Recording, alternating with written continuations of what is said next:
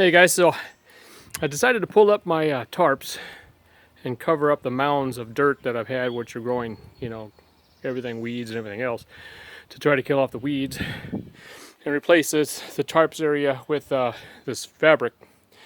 And one of the concerns we have is this window, because we've had flooding issues before, and I've had the tarp kind of over these plates. Basically, these are like backsplash or something for to lay down on the floor, or countertops, I'm sorry.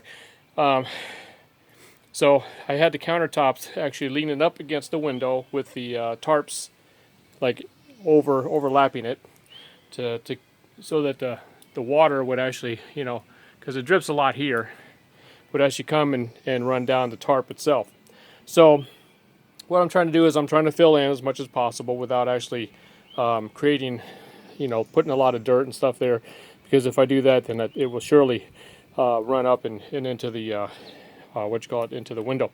So I had this plastic bag full of little bags of sand, which what I did was I tore that plastic bag apart.